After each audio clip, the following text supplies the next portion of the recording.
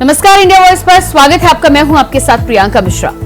हेमंत सोरेन के जेल से बाहर आते ही झारखंड का सियासी तापमान चढ़ा हुआ है, जिसकी वजह हेमंत सोरेन के तेवर हैं, जो ये बता रहे हैं कि झारखंड में आने वाले समय में बीजेपी के लिए ये लड़ाई आसान नहीं रहने वाली। जिस तरह से जेल से बाहर निकलते ही हेमंत सोरेन ने आभार यात्रा का जिक्र करते हुए एक बार फिर से साजिश रचने का इशारा किया है, उससे ये साफ है कि आने वाले समय में हेमंत सोरेन बीजेपी को घेरने और जनता तक पहुंचने के लिए कोई कोर कसर छोड़ने वाले नहीं हैं। ऐसे में देखना यह होगा कि झारखंड की सियासत में हेमंत की वापसी क्या तस्वीर लेकर आती है। तो हेमंत सोरेन के जेल से बाहर आते ही जिस तरह से हेमंत सोरेन ने ईडी और बीजेपी पर निशाना साधने की शुरुआत की है, इसके साथ ही साथ जनता के बीच जिस तरह से पहुंचने के लिए आभार यात्रा का सहारा लेने की बात की गई है, आभार यात्रा का ताना बाना बुनने की कोशिश और कवायद में हेमंत सोरेन पहले दिन से ही लगे हुए हैं। ऐसे में ये बात बिल्कुल साफ है कि लोकसभा चुनाव में हेमंत सोरेन की गैर मौजूदगी में भी जिस तरह से कल्पना सोरेन ने प्रदर्शन किया है, हेमंत सोरेन की वापसी वाकई विधानसभा चुनाव में क्या तस्वीर और किस तरह की कड़ी चुनौती भारतीय जनता पार्टी के सामने प्रस्तुत करने वाली है, ये आने वाला वक्त बताएगा और इसी पर हम करेंगे चर्चा। हमारे साथ आज इसी विषय पर हम बातचीत करेंगे, लेकिन उससे पहले आप एक नजर डालिए इस रिपोर्ट पर।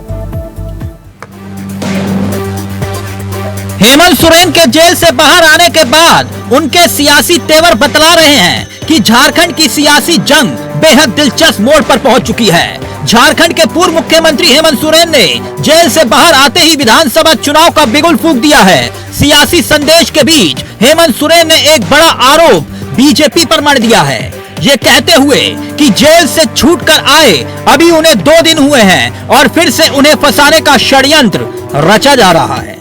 ऐसे में सवाल ये कि क्या हेमंत सोरेन को फिर से ईडी का डर सता रहा है या पर्दे के पीछे कुछ और कहानी चल रही है। कहीं ऐसा तो नहीं हेमंत इमोशनल कार्ड चल रहे हैं। वैसे हेमंत सोरेन के इन आरोपों के बाद से बीजेपी खेमे में भी खलबली मची हुई है। मैं जेल के अंदर 5 महीने से था। हमारे जेलों के अंदर आदिवासी, दलित, पिछड़ा, गरीब, युवा, ऐसे लोग जेल में हैं जिनकी तकलीफ मैं बयान नहीं कर सकता।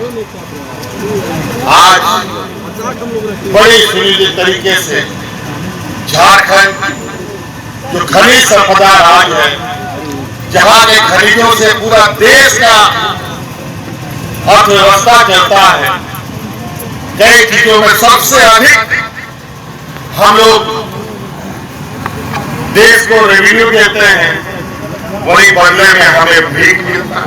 बहुत जल्द विधानसभाओं के चुनाव भी होंगे और मुझे तो पता चल रहा है, जो मुझे जानकारी आ रही है, ये हमारे चुनाव नियमित समय से पहले कराने की तैयारी कर रहे हैं।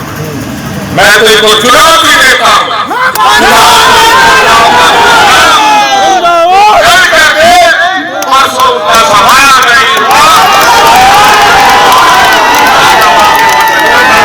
रिक्वेस्ट ठीक है, हम लोग कभी सोच रहे और बहुत जल्द राज्य में और देश के अंदर में एक ऐसा बड़ा बदलाव देखने को मिलेगा जहां गरीब गुरुआ लोगों की आवाज सुनी।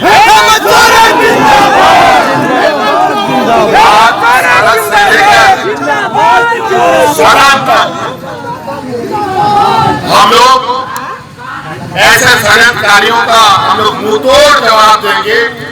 किसी भी समय ये लोग अपने मन के मुताबिक, अपने षड्यंत्र के विषादों के मुताबिक फिर आने वाले राजनीतिक प्रतिद्वंद्विता का मैदान खोलेंगे, चुनाव की घोषणा करेंगे, लेकिन इस संकल्प के साथ कि इस बार इस राज्य में जो हमने पहले भी कहा है, झारखंड का राज है तो झारखंडियों की ही सरकार बने। दरअसल हेमंत सोरेन सभी जिलों में आभार यात्रा निकालने की रणनीति का ताना बाना बुन रहे हैं। तमाम जिलों में आभार यात्रा के जरिए हेमंत सोरेन राज्य के राजनीतिक तापमान को गरमाए रखने के साथ ही इसका राजनीतिक फायदा भी उठाने की तैयारी में है। जेएमएम के साथ कदम से कदम कांग्रेस के कार्यकर्ता भी होंगे और दोनों दलों के निशाने पर बीजेपी होगी। इसी तरह जेएमएम आक्रामक रूप से रणनीतिक लड़ाई लड़ने की तैयारी में है और कांग्रेस के नेता हर प्रखंड, हर जिले में जेएमएम के साथ होंगे और विधानसभा चुनाव से पहले सभी क्षेत्रों का दौरा कर एक बड़ी लकीर खींचने की कोशिश होगी। वैसे भी झारखंड में हाल ही में हुए लोकसभा चुनाव में महागठबंधन के हिस्से में सीटों की बढ़ोतरी ने जोश जेएमएम और कांग्रेस के साथ साथ आरजेडी का भी हाई किया हुआ है। यानी सियासी हालात जो भी हो, सियासी मुद्दों से लेकर रोजगार के मुद्दे तक झारखंड विधानसभा चुनाव में सियासी शोर के बीच सुनाई देंगे। मगर हकीकत यह है कि हेमंत सोरेन सियासत के केंद्र में होंगे, ये तय है। Bureau report, India voice, Ranchi.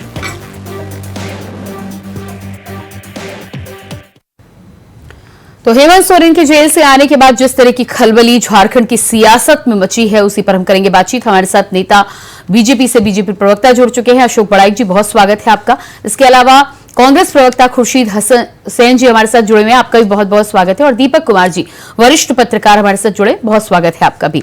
तो सबसे पहला सवाल खुर्शीद हुसैन जी, सबसे पहला सवाल आपसे ही। हेमंत सोरेन के बाहर आते ही जिस तरह से आभार यात्रा की शुरुआत की उन्होंने, बातचीत की है और साथ ही साथ बातों ही बातों में निशाना भी एक बार फिर से साथ दिया कि 2 दिन हुए हैं और एक बार फिर से साजिश रची जा रही है, क्या कहना है इस पर आपका? सत्यमेव जयते, संविधान और सच्चाई की जीत हुई है। हेमंत सोरेन जी को बिना कारण षड्यंत्र के तहत जेल भेजा गया था। उन पर कोई दोष नहीं था, आरोप के नाम मात्र के लिए था। ईडी चार्जशीट फाइल नहीं कर सकी। एक इनोसेंट आदिवासी मुख्यमंत्री को 5 महीने जेल में डालकर रखना, प्रताड़ित करना, यह समझा जा रहा है कि इससे झारखंड के आदिवासियों को अपमानित किया गया है। अब उनको बेल मिली है, ये सत्य और ईमानदारी की जीत हुई है, संविधान की जीत हुई है। हेमंत जी अब बाहर आ गए हैं, इंडिया ब्लॉक इससे मजबूत हुआ है। अब वो कमिंग विधानसभा इलेक्शन की तैयारियों में जुट गए हैं और ऐसा लगता है कि वो हर जिलों में जाएंगे और आभार यात्रा करेंगे और जनता को ये बताएंगे कि भाजपा कितनी बेचैन है और अपनी बेचैनी को छिपाने के लिए वो ईडी, सीबीआई, आईटी का इस्तेमाल करती है। तो हम ये जनता को, हेमंत जी जनता को जिलों जिलों में जाकर ये बताएंगे कि झारखंड का आदिवासी मासूम होता है, बिना दोष के भी उनको 5 महीने जेल में रखा जाता है। सत्य और न्यायालय पर हमारी आस्था थी, न्यायालय ने उनको जमानत दिया है। अब लेकिन खुर्शीद हुसैन जी, जिस तरह से पूर्व मुख्यमंत्री हेमंत सोरेन ने बाहर आते ही सबसे पहले ईडी और बीजेपी पर निशाना साधा और उसके बाद आभार यात्रा की शुरुआत की गई है। ठीक है, 5 महीने के बाद उन्हें जमानत मिल गई है, लेकिन केस अभी भी चल रहा है। ऐसे में विधानसभा चुनाव से पहले उनका आना और सबसे पहले ईडी पर निशाना साधना और उसके बाद जनता के बीच पहुंचने को इमोशनल कार्ड भी माना जा रहा है।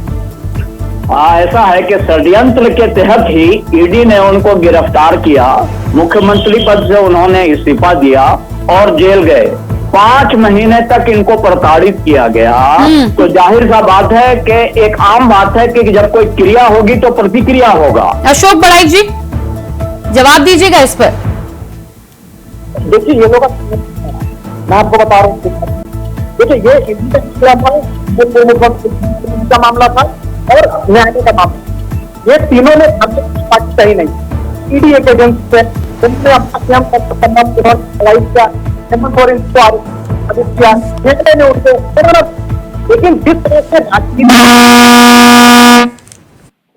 की तरफ आप जमानत से बाहर निकलकर आप भारतीय जनता पार्टी के ऊपर आरोप लगाते, मुझे ये समझ से परे लगता है।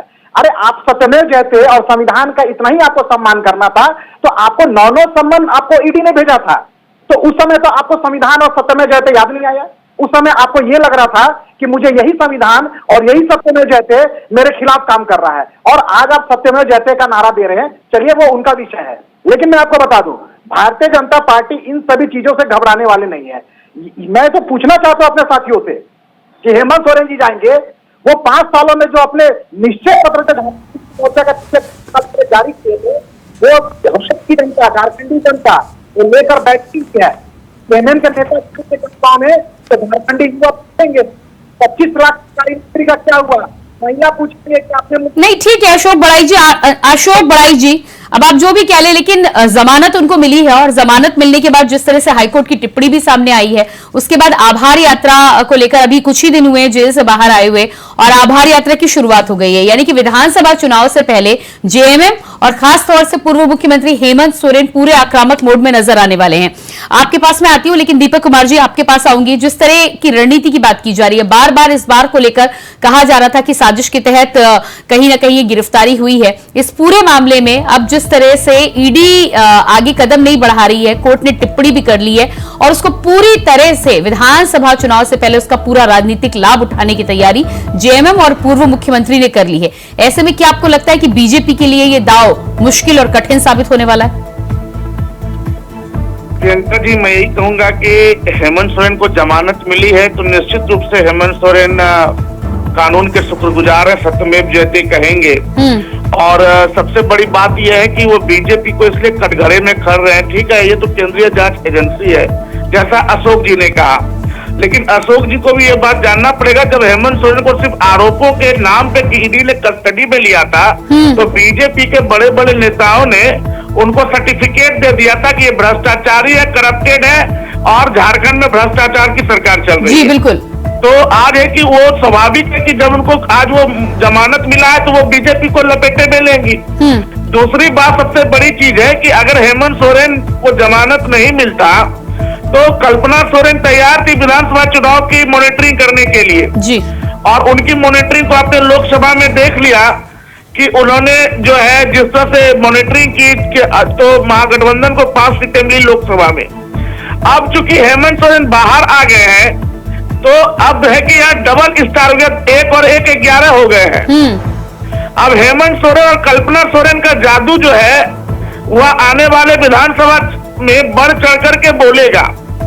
और सबसे बड़ी नहीं तो ऐसे में क्या ये माना जा सकता है कि अभी तक जिस तरह से भारतीय जनता पार्टी को लग रहा था कि भ्रष्टाचार के मुद्दे पर घेर कर जेएमएम और महागठबंधन के ऊपर निशाना साधकर विधानसभा चुनाव में कहीं ना कहीं एक मजबूत कैंपेन खड़ा कर सकता है, लेकिन हेमंत सोरेन के बाहर आने के साथ ही साथ वो प्लान धराशायी हो गया है? देखिए, हेमंत सोरेन की गिरफ्तारी के बाद एक नैरेटिव तो बीजेपी ने सेट करने की पूरी कोशिश की कि वो झारखंड में बता सके कि ये जो ये हेमंत सोरेन जो है भ्रष्टाचारी है, ताकि उनको जिम्मेदारी दी गई थी कि 12 से 14 सीट करना है। भाजपा को जिम्मेदारी मिली थी, प्रदेश भाजपा को आपको 12 से 14 सीट लेना है, नैरेटिव सेट किया गया था। लेकिन अब चूंकि हेमंत सोरेन जमानत पे बाहर आ गए हैं तो अब अगर हेमंत सोरेन को भ्रष्टाचारी कहेंगे तो यहाँ जेएमएम के पास भी जवाब है इसका, वो बाहर आ चुके हैं। तो अब तो ये बात है कि नैरेटिव तो सेट हुआ नहीं, लेकिन है कि बीजेपी ठीक है, इस पर मैं अशोक बड़ाई जी से जवाब लेती हूँ, निशाने पे आ चुकी है। हाँ, अशोक बड़ाई जी इस पर जवाब दीजिएगा। देखिए इससे भारतीय जनता पार्टी शुरू नहीं करा, इससे भारतीय जनता पार्टी कहीं नहीं, जिसको सहानुभूति बटोरना है, जिसको ईडी को मतलब ईडी को आगे रखे भारतीय जनता पार्टी को वो उसका काउंटर करना, विधानसभा चुनाव में भाजपा को कटघरे में खड़े करके चुनावी लाभ लेना है, भाई ये सब चीज वो उनका एजेंडा हो सकता है, मुद्दा हो सकता है। लेकिन भारतीय जनता पार्टी ने कोई नहीं। लेकिन अशोक बड़ाई जी, बड़ी बात यहाँ पर ये कि जिस केस को लेकर आप जनता के बीच जा रहे थे और जिस केस को लेकर बात कर रहे थे उस पर जमानत भी मिली है और हाईकोर्ट की टिप्पणी भी सामने आई है। खुशी जी, क्या कहना है इस पर आपका? माननीय उच्च न्यायालय ने यह साफ कर दिया और कहा कि जिस हेमंत सोरेन को आपने जिस आरोप में जेल में कैद किया वो आरोप सिद्ध ही नहीं होता है। ईडी तो अब तक चार्जशीट भी फाइल नहीं कर सकी है।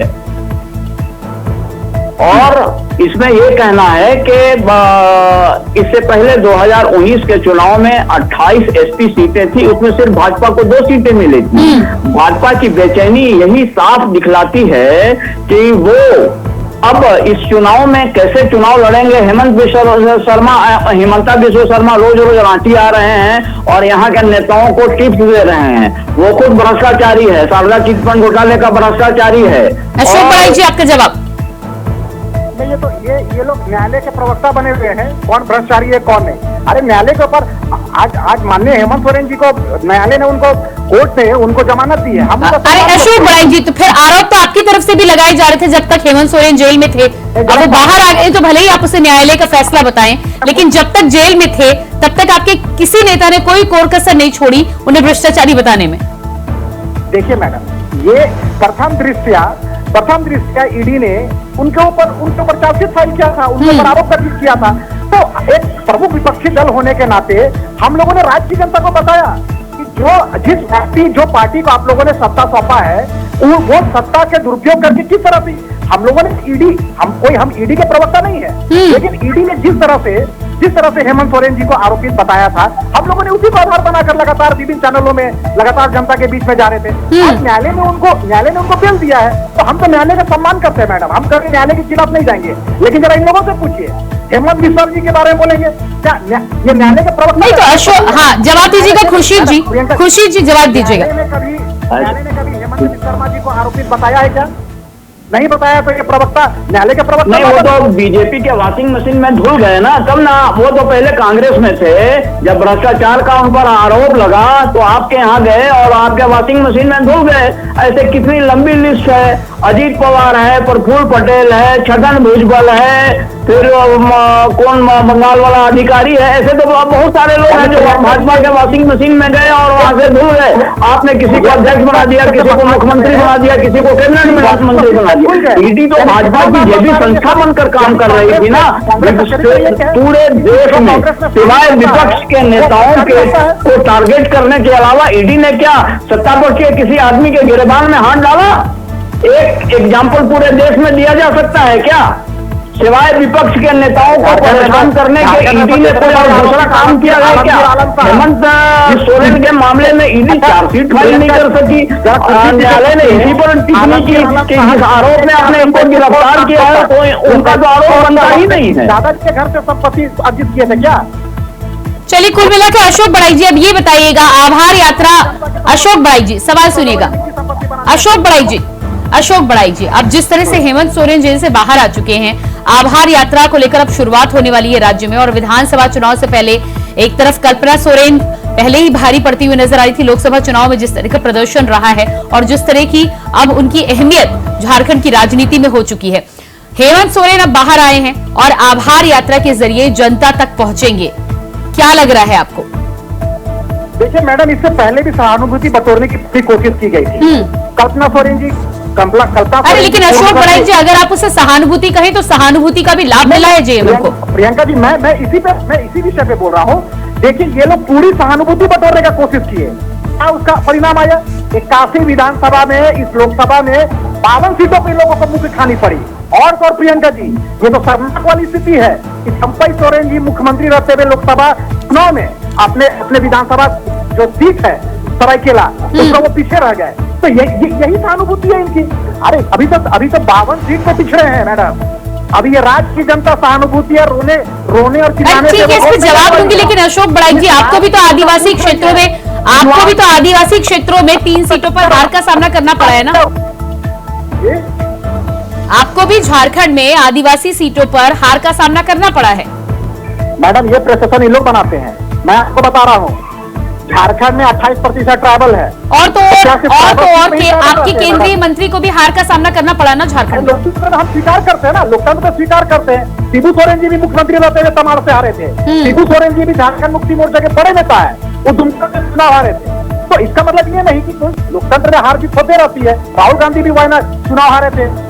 आपके हेमंत सोरेन जी चुनाव हारे थे, वो बरहेट पे जाके चुनाव जीते थे। देखिए, इसका लोकतंत्र में ठीक है, हार जीत तो लगी रहती है, लेकिन वही तो मैं कहने की कोशिश कर रही हूँ कि हेमंत सोरेन जेल में थे, उसके बावजूद लोकसभा चुनाव में जिस तरह की सीटें उनको मिली हैं, जिस तरह की सीट शेयरिंग के फॉर्मूले पर होने के बाद, उसे आप नकार तो नहीं सकते ना। बनाया हुआ है मैडम, मैं बता रहा हूँ। 14 सीट है झारखंड में, 14 सीट में ये लोग पूरी की पूरी सहानुभूति बटोरने का कोशिश किए। तो सीट कितना आया? 5।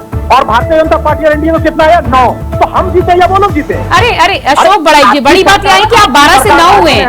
बड़ी बात ये कि आप 12 से 9 हुए और वो 2 से 5 हुए हैं। के बावजूद आज की जनता ने इनको तमाचा मारने का काम किया है। 9 सीट पे ये लोग हारे हैं। दीपक कुमार हारे मैडम, दीपक कुमार सीट पे हारे ये लोग।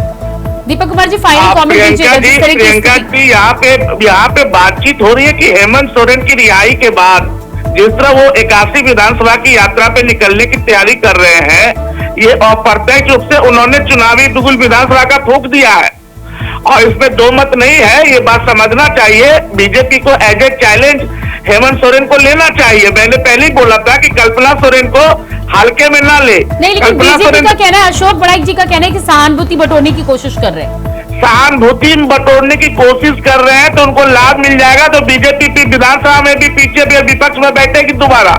मैं ये कह रहा हूँ कि कल्पना सोरेन के मामले में भी उन्होंने हल्के में लिया और कल्पना सोरेन भारी पड़ गई। बिल्कुल। तो इसी तरह बीजेपी को ये समझना चाहिए कि अभी हेमंत सोरेन बाहर आ गए हैं, उन्होंने चुनावी बिगुल फूंक दिया है और बीजेपी को भी अपनी तैयारी में कूद जाना पड़ेगा। जवाब चाहिए वो उन्हें हल्के में ना ले, विधानसभा की तैयारी शुरू हो गई है। बड़ाइक जी, अशोक बड़ाइक जी, हम लोग की तैयारी 365 दिन रहती है। भारतीय जनता पार्टी को चुनाव आता है कुकुर मुत्ते की तरह काम करके ऐसे नहीं है।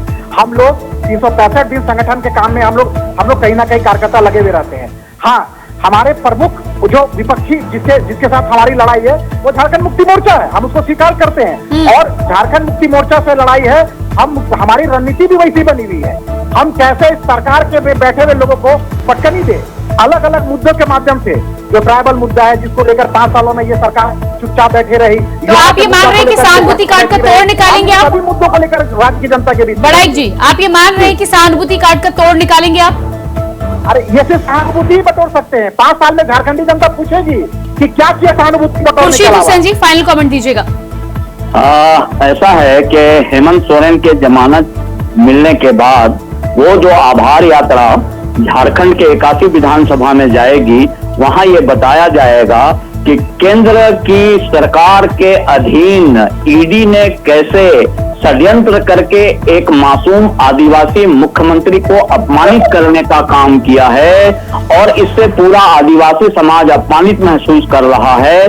तो हेमंत जी जनता को ये बताएंगे कि कैसे यहाँ के गरीब, गुरबा, मजदूर, इसकी नुमाइंदगी और प्रतिनिधित्व करने वाले लोगों को भी छोड़ा नहीं जा रहा है। बिल्कुल ठीक है, लेकिन खुर्शीद जी उसके साथ ही अशोक जी ये भी कह रहे हैं कि उनकी मुख्य विपक्षी पार्टी जेएमएम है, इस पर क्या चाहिए? कमेंट दीजिएगा एक लाइन का। अरे भाई, ऐसा है कि लैक ऑफ नॉलेज, हम इंडिया अलायंस में हैं, सिर्फ जेएमएम पार्टी नहीं है। जेएमएम के साथ साथ कांग्रेस और राजद और वामपंथी भी इंडिया अलायंस के पार्टनर हैं और हम सब लोग मिलजुल कर चुनाव लड़ेंगे। भाजपा अकेली रह जाएगी और जितनी सीट अभी उनको यहाँ आई है उससे आधी रह जाएगी।